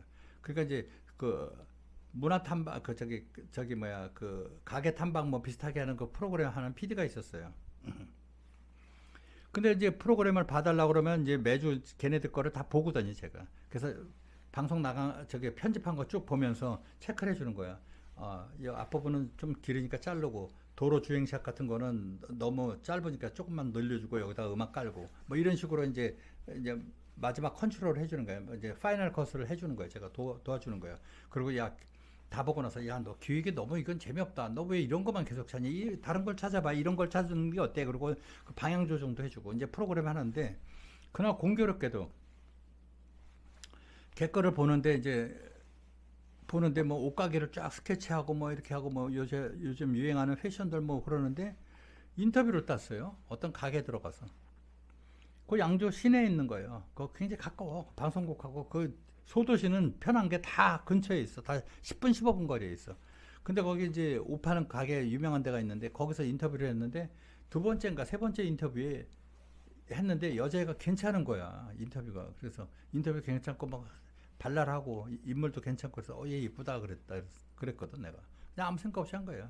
얘 이쁘게 생겼네. 그랬더니 만나실래요? 이러는 거야. 그래서 만나고 싶다면 만나게 해줄 거야. 그랬더니 혼자 살아요? 이러는 거야. 너 어떻게 알아? 그러니까 자기가 안 되는 거야. 그 여자를. 알기 때문에 인터뷰 부탁했다는 거야. 그래서 그럼 좋지. 나도 혼자 있는데. 그러니까 만나게 해줄 수 있다는 거야. 그래서 만난 거예요. 그래가지고 우리 저기 뭐야 한국 감독이 여기서 지금 저기 하고 있는데 너를 되게 마음에 들어하는 것 같은데 한번 만나볼래? 그랬더니 처음엔 싫다고 그러더래. 그러더니 뭐 바쁘다고 그랬대요. 어쨌든 그래가지고 자기가 계속 시간을 잡아가지고 만나게 된 거예요. 그래서 식당에서 저녁 약속을 해가지고 이제 셋이서 만난 거지. 그 녀석하고. 그래서 얘를 알게 된 거야. 근데 굉장히 애가 좀 쑥스러워하고 뭐 이러더라고. 말도 못 걸고 시선도 못 마주치고 내가 다른 데 보고 있으면 슬쩍 보다가 내가 눈 이렇게 하면 또 휙 돌리고 뭐 이러더라고. 근데 내가 생각했던 거 영상에서 본 것보다는 훨씬 괜찮았어요. 실물이. 그러니까 이제 저도 이제 그런 거를 많이 봤잖아요. 사실은 이쁜 애들 뭐 많이 봤잖아요. 그러니까 이제 화장기 하나도 없이 나오는데 애가 굉장히 깨끗하더라고. 얼굴도 피부도 보여. 그래서 많이 괜찮구나 애가. 그랬는데 또 혼자 산다고 그러니까 이제 호기심이 생겨서 그때 이제 연애를 시작하게 됩니다. 걔랑. 그때 하는 거는 이제 뭐 제가 먼저 찾아가게 되죠. 왜냐면 거기서 가게에서 8시까지는 장사를 하니까 시간이 없잖아요. 그러니까 이제 거기 가서 뭐 갈 때 먹을 것도 사다 주고 그러니까 이제 친해질 수밖에 없는 거죠. 그다음에 DP도 해주고 금방 얘기한 대로 뭐 도움도 주고 그러니까 뭐 급속도로 가까워지죠. 또 지도 외롭고 그러니까. 그래서 연애를 시작하게 됩니다. 어쨌든 그 지방에서 그렇게 양주에서 그 프로그램 하고 좀 지루하게 있다가 그 여자친구가 생기니까 얼마나 생기가 돌겠어요.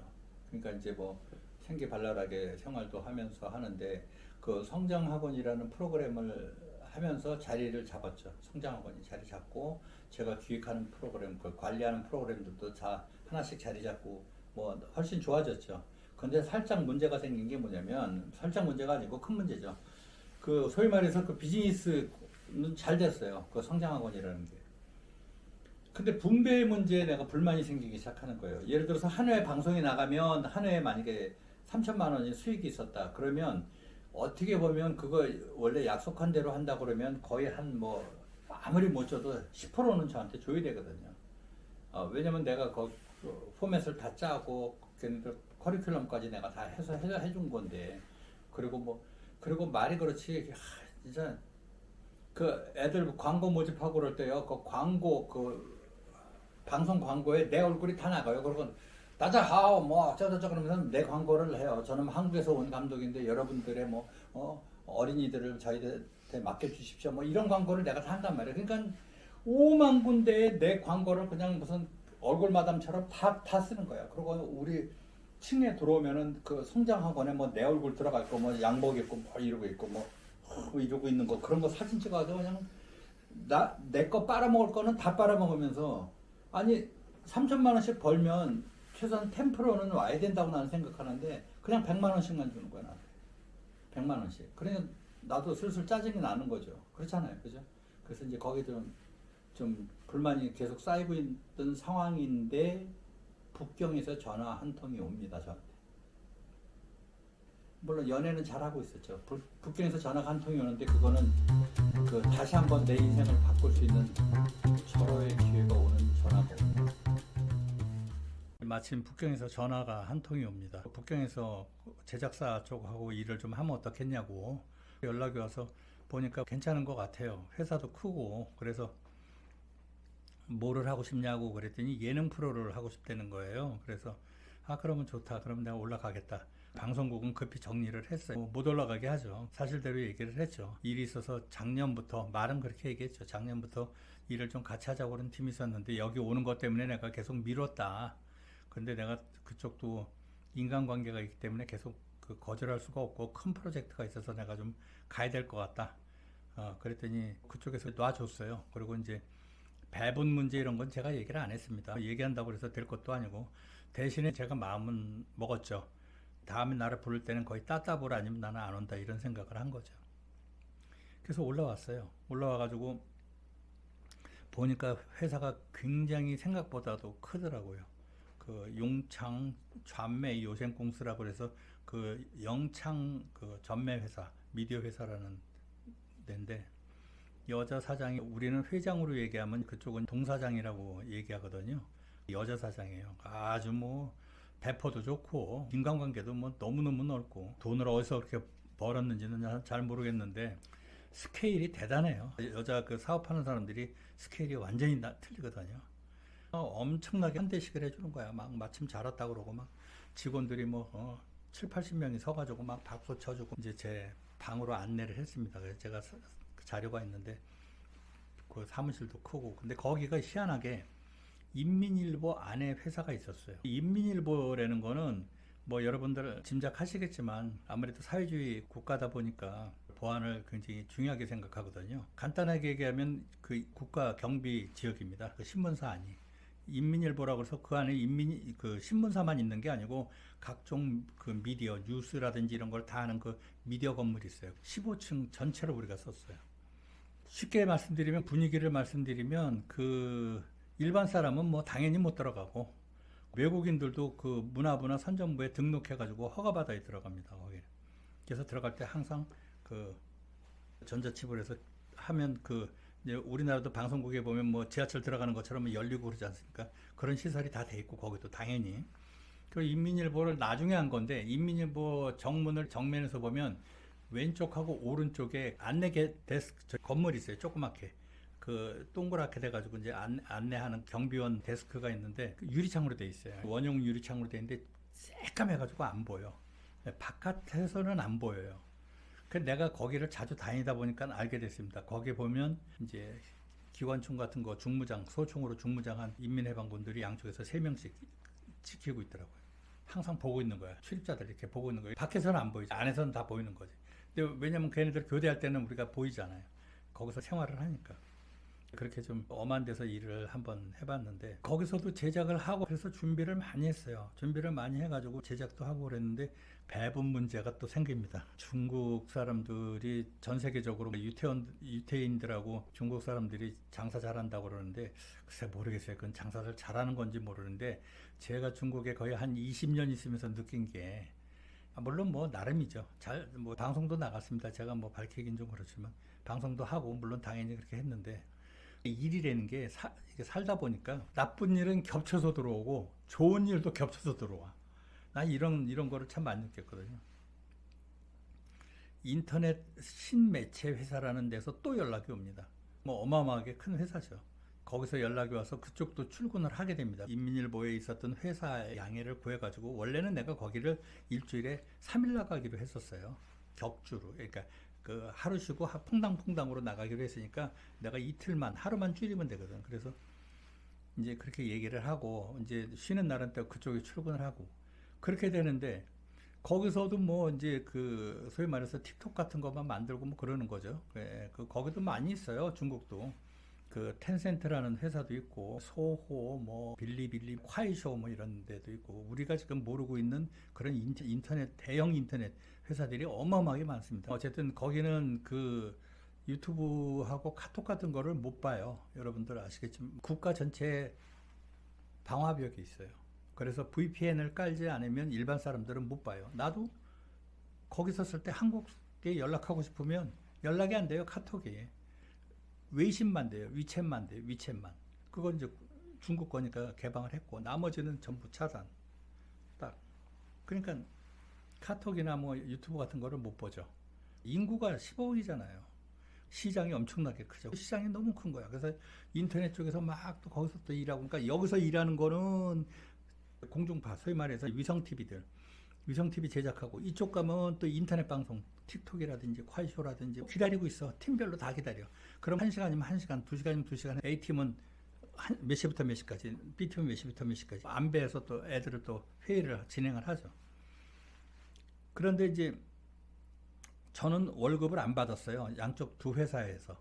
이제 거마비라고 그래가지고 차비 쪽으로 받는 거죠. 그 품위주비로. 그게 이제 꽤 됐어요. 오히려. 각 회사에서 최소한 뭐 한국 돈으로 얘기하면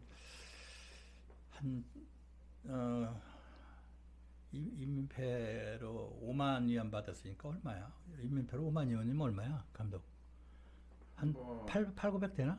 네, 그 정도 되겠네요. 두 군데서 그렇게 받았으니까 괜찮았죠. 그 다음에 이쪽 그 처음 회사에서 기사를 제공을 했었어요. 차하고. 그러니까 나는 쉬는 날도 그거를 다 사용할 수 있으니까. 첫 번째 인민일보에 있었던 회사에다가 동사장한테, 그러니까 회장한테 얘기를 안 할 수가 없어요. 왜냐면 기사가 다 보고를 쓰니까. 그냥 뭐 괜찮다고 이해를 해줬고. 대신에 이제 양쪽 하면서 다 열심히 했죠. 그런데 또 엎친 데 덮친다고 이게 좋은 일이 생기려고 하다 보니까 또 연락이 온 거야. 요번엔 드라마 제작사야. 그 드라마 제작사는 내가 모르는 회사였어요. 모르는 회사인데 여기서 그 제 아는 그 동생 얘기가 나옵니다. 그 평소에 이제 김 감독이라고 이제 저랑 카나다 같이 가고 진짜 친동생 같은 감독이 있었잖아요. 그 친구가 이제 유흥을 하러 다닐 때 그 자주 만났던 그 친구의 동생들이 있어요. 북경대 뭐 대학원 다니는 동생들 뭐 이런 애들이 쫙 있었는데 그 중에 한 명이 이제 그 미스터 킴이라는 애가 저한테 연락이 왔어요. 북경대 이제 저 대학원 졸업생인데 뭐 괜찮죠. 우리나라 서울대인데 똑똑하고. 그래서 이제 그 드라마 제작사에서 연락했는데 한국하고 한중 합작 드라마를 하고 싶어 한다는 거야. 제가 여러분도 아시다시피 한중 1호 합작 드라마 때문에 중국을 갔잖아요. 거기서 이제 그 사람들하고 일을 해봤잖아. 내가 어떻게 보면 그 사람들 입장에서는 적임자인 거지. 중국 생활도 꽤 좀 했었고 그때만 해도 그러니까 어쨌든 거의 뭐 한 10년 가까이 했으니까 이제 적임자라고 생각하고 물론 언어 소통은 다 안 됐어요. 그렇지만 말귀는 다 알아듣는 거야. 언어도 통역을 세우고 하는 거하고 또 다른 문제거든요. 왜냐면 언어 자체를 아무것도 모르면 내가 말 이해하겠어? 그러면 이해하겠어까지도 물어봐야 되잖아요. 근데 내가 웬만큼은 알아들으면 이 회의 시간이 거의 뭐 3분의 1로 뭐 반 이상은 확 줄어드는 거야. 그러니까 좀 편하죠. 그 사람들 입장에서 내가 적임자라고 생각을 한 거죠.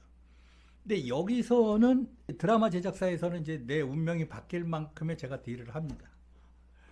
제작비의 10%가 보통 연출료예요. 얼마를 제시했냐면 인민폐 1200위안을 제가 제시를 합니다. 그걸 그쪽에서 액셉트를 했어요. 오케이, 받아들여. 인민폐 1200만 위안이면 그때 환율로 해서 한국 돈으로 20억이에요. 20억. 딱 4개월 찍고. 4개월 딱 찍고. 그래서 나는 어떻게 생각을 했냐. 나는 총감독을 하겠다. 아니면은 이 대본 전체를 12회가 시즌별로 나가는데 드라마 그 시즌 드라마인데 12회 딱 찍는 거예요. 저는 어떻게 생각을 했냐면 내가 반을 찍고 반은 너무 분량이 많으니까 반은 내가 한국에서 잘 찍는 감독을 내가 데리고 오겠다. 그랬더니 그쪽에서 한국 감독이면 오케이. 왜? 한국 감독이면 정서가 틀리거든. 앵글이 틀려요. 완전히 차별화가 되거든. 딱 봐도 아 저건 한국에서 찍은 거다 아니면 한국 감독이 찍은 거다 라는 게 느껴질 수 있죠. 예전에 왜 한국 프로그램이나 드라마들이 인기가 있었냐면요, 초창기에 갔을 때 얼마 안 돼가지고 대장금이 막 완전히 난리가 났었어요.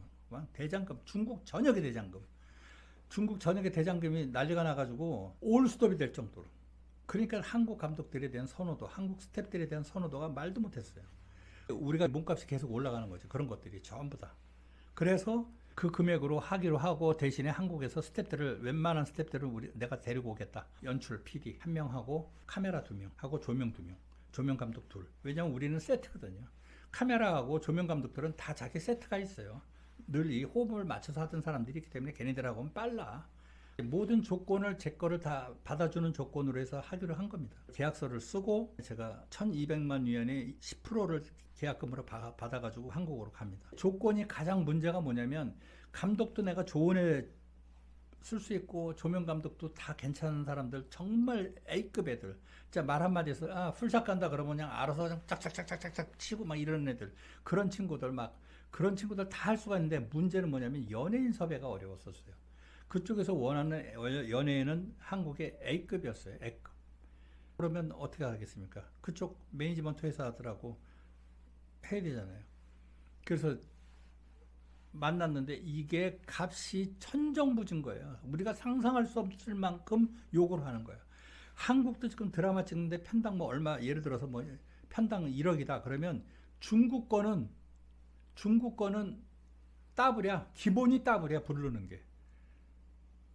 그러니까 이게 딜이 엄청나게 어려운 거예요. 요새는 헐리우드 스타일의 계약이라고 그래가지고 호텔은 어디 할 거며 5성급 호텔이며 식사는 뭘 제공하며 물론 당연히 다 컨펌을 하고 갔죠. A급 남자 배우들하고 뭐 제가 이름은 좀 얘기하기는 어렵습니다만 어쨌든 대형 기획사들하고 해가지고 거기 소속 연예인들하고 다 만나서 미팅도 하고 그랬는데 겨우겨우 받았어요. 어쨌든 굉장히 까다로운 조건을 받고 이제 북경으로 넘어갑니다. 그런데 생각지도 않은 큰 변수가 또 기다리고 있었습니다.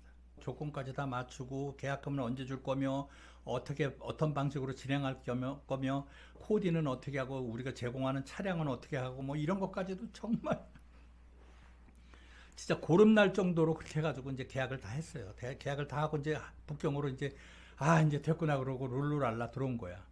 나는 어떻게 생각을 했냐면 그 한국 감독들한테 지불하는 거, 조명팀들한테 지불하는 비용은 내 연출비에 들어가는 거예요. 그러면 감독한테 내가 얼마를 주려고 그랬냐면 그 4개월 촬영하면서 내가 2억을 준다고 그랬어요. 큰 돈이죠. 10몇 년 전에 2억이면 장난 아니지. 4개월 동안에 2억 준다고요. 뭐 난리가 난 거죠. 걔도 뭐 진짜 목돈 크게 만질 수 있는 거지. 4개월 동안 일해서 2억 받기가 쉬워요. 어렵지. 그래서 2억 반 준다고 그러고 나머지 조명팀들하고 해서 뭐 저기 해가지고 걔네들도 뭐 저거 하고 뭐 해서 2억 그러면 4억이잖아요. 그럼 1억이 남는다고. 20억 중에서 이제 그러면 16억이 남잖아요. 그럼 1억은 뭐 할 거냐? 제작사에서요. 일단 그 중국은 이런 게 또 잘 돼 있어. 외부에서 손님들이 오잖아요. 외국에서 손님들이 오거나 그러면 모든 거를 다 제공해줘. 호텔부터 뭐 식사, 술까지 다 제공해줘. 담배도 피면 사줄 거야 아마. 그러니까 나는 다른 비용이 안 드는 거예요. 그 친구들이 여기 와서 체재비가 안 들어. 걔들 호텔, 항공료부터 다 제공을 하거든.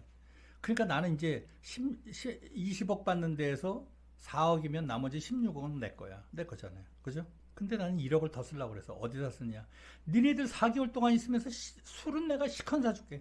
1억 원어치 사줄게. 진짜 뭐 이것도 하고, 뭐 별거 뭐 아가씨들부터 뭐 니네들이 아주 진짜, 국물이 안 나올 때까지 내가 진짜 해줄게. 그러니까 애들이 너무 좋아하는 거야.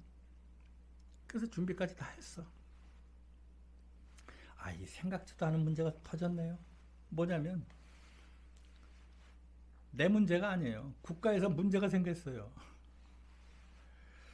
그때 박근혜 정부 때인데 사드 문제가 터진 거야. 사드 문제가 결사반대라고 난리가 난 거야.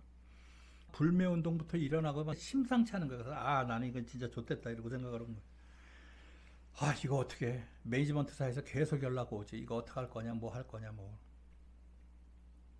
이거 잠잠해질 거라고 생각했는데 그때 정부에서 어떻게 했냐면 사드 들어오는 걸 허가를 해버린 거예요. 롯데 어디 천안인가 뭐 어딘가 그 대전인가 그쪽 거기 골프장에다가 사드 기지를 한다고 거기 주민들 반대하고 난리 났잖아요. 아시잖아요. 중국 정부에서 야마가 빡 도는 거야. 그래? 알았어. 너희들하고 국교 단절까지는 아니지만 가장 표현이 그 표시가 안 나는 우리가 문화 쪽의 제재를 미디어 쪽의 제재를 딱 해버린 거예요. 한할링이야. 그게 이제 한국에서 많이 갔었어요. 연예인들이 가수들도 옛날 가수들도 많이 갔었고 팬사인회부터 콘서트도 했었고 많이 했었거든요. 그리고 인터넷 매체에서 한국 방송 드라마들을 쉽게 볼 수가 있었어요. 그것들이 올 스톱이 된 거예요. 올 스톱. 보름 만에 딱 스탑이야. 광전총국이라고 문화체육부 같은 데서 관리하고 있는데 우리나라 방송통신위원회처럼 그런 조직이 있어요. 광전총국이라고. 거기서 모든 거를 대본부터 다 관리를 해. 거기서 그냥 스탑을 시켜버린 거. 한국에는 여행업계가 직격탄을 맞았잖아요. 관광객들 뭐 제주도 가고 뭐 명동에서 막 미어터지고 그랬는데 싹 없어졌잖아. 그리고 또 어떤 일이 있었냐면 롯데에서 장소를 제공했다고 그래서 롯데마트가 거기에 각 지방에 다 있었어. 거기서 막 걔네들 그 한국 제품 막 끌고 나와가지고 막 화형시키고 불 지르고 이렇게 되니 우리가 드라마를 시작을 할 수가 있느냐고. 내가 지금 기억하는 게 그게 2016년도예요. 계약한 거 그냥 다 올스톱. 그리고 내가 받은 거 반은 내가 가서 경비 쓴 거 인정하고 반을 다시 돌려줍니다. 그걸 내가 만약에 다 썼으면 나도 힘들었을 거야. 걔네들이 인정을 했어. 뭐 내 개인적인 문제가 아니라 나 열심히 했다. 가서 그 작가들 미팅하는 거, 뭐 감독들 미팅하는 거 전부 사진 찍어가지고 계속 보내줬단 말이에요. 매니지먼트 사가지고 그 실제로 지네들이 원하는 A급 연기자들하고 회의하고 이러는 거 다 찍어서 보냈을 거 아니에요. 나도 영악하니까 다 보내야지. 왜냐면 다큐멘터리를 남겨야 되니까. 아무리 트집을 잡아도 내가 그랬어. 나는 너희들 대신에 내가 출장을 가준 것 뿐이다 이거야. 내가 거기 가서 내가 술을 한 잔을 먹냐? 저 술을 잘 안 먹거든요. 걔네들도 할 말이 없는 거야. 그러니까 니네들 대신에 내가 가서 저거 한 거지. 솔직히 니네들이 가서 거기서 만나려면 대형 기획사에 너는 니네들 들어가려고 그러면 한참 걸려. 거의 못 들어갈 거야. 나도 내 나름대로 인맥 팔아서 그렇게 해서 한 건데 내가 너희들을 대신해서 출장 간 건데 니네들이 그거를 나한테 청구하면 그거는 말이 안 되지 않느냐. 어쨌든 그래서 사드 문제가 끝나면 바로 하자고 그러고 그거를 스탑을 했어요. 그러고 나니까 진짜 세상 살기가 싫은 거야 나는. 이제는 은퇴를 하자. 이렇게 목돈이 들어오면 난 은퇴를 하려고 그랬거든요. 은퇴할 나이도 됐고 그랬으니까. 은퇴할 나이가 이제 뭐 50대 중반이니까 그때만 해도 은퇴를 하려고 그랬죠. 근데 거기서 기회를 싹 놓쳐버린 거예요. 그런데다가 나머지 두 개 회사를 또 다녔잖아요. 그러니까 이 세 군데를 내가 다 다닌 거예요. 어떻게 보면 아니고 그렇게 한 거죠. 그러니까 예를 들어서 세 개 회사, 그러니까 인민일보에 있었고, 그 다음에 인터넷 매체 회사에 있었죠. 그 다음에 이 드라마 제작, 이거 드라마 제작은 이건 출장 왔다 갔다 하면서 이거는 월화, 수목, 금토 이렇게 다니고 하루 쉬었었어요 거의. 그랬는데 이게 지금 빠그러진 거잖아. 그죠? 그럼 나머지 두 개 회사는 어떻게 되겠어요? 얘네는 또 인터넷 회사네? 이거 얘네들도 접은 거야. 회사를 접었어. 접으니까 얘네들 하나 남았는데 예능 프로도 못하게 하네 또. 한국 감독들 뭐 절대 못 쓰게 하고. 그리고 굉장히 보수적이에요. 그쪽 사람들은. 그리고 어떤 때는 그 사드 문제가 없을 때도 내가 연출을 해도 내 연출 이름 안 올라가는 경우도 많이 있었어요. 그거는 거기 투자자는 걔네들이 이름 올리고 내 이름은 안 올라가는 경우도 많이 있었거든요. 나야 뭐 돈 버는 게 목적이지 내가 거기서 이름 올리는 게 무슨 중요합니까 그게. 그래서 이제 그렇게 했는데 그것마저도 그냥 씨가 싹 말라버린 거야. 머리 아팠지. 정말 힘들게 있었어요. 그러고 있었는데 전화가 온 거야. 그 양주방송국 그 부사장이 전화가 온 거야. 알지 그 사람도 방송 쪽에 있으니까. 그 내가 드라마 제작하고 대형 제작하고 그러는 거 알거든요. 그러니까 사이즈가 지네들이 이렇게 포옹하기에는 크다는 걸 알아요. 나한테 그러는 거야. 힘들지 그러는 거야. 그래서 끈 좀 있으면 보내주라. 목매 따라서 죽어버리게 그랬더니 그러지 말고 다시 내려오라는 거야. 그러면서 자기가 뭐 서운한 거 다 알고 지방 방송이니까 북경이나 대도시에 그런 데처럼 그렇게 아주 뭐 엄하게 그렇게 자기네들을 관리하고 그러지는 않으니까 뒤에서 고문 역할을 하면서 여기서 좀 쉬었다 가라고 그러면서 뭐 지금 옛날에 생각한 것보다 좀 여유 있게 안배를 하겠다고 그러는 거예요. 그래서 뭐 어떻게 뭔 얘기인지 또 내려갔죠. 내려갔어요. 내려가가지고 걔네들하고 같이 생활을 하다가 양조방송국에서 애들을 키우자고 그랬어. 애들을 막 키우면서 나는 거기서 개그맨들 키우고 MC들도 가리키고 MC 중에서 한 놈이 뚱뚱한 애가 있어. 순회이라는 애가 있는데 걔랑 또 인연이 돼가지고 굉장히 가깝게 지냈습니다. 가깝게 지냈는데 걔가 나한테 제안을 하러 어느 날 연락이 와요. 그 제안이 뭐냐면 그 큰 프로젝트가 있으니까 한번 해보자는 거고 그게 뭐냐 그랬더니 자기가 준비가 되면 얘기해 주겠대.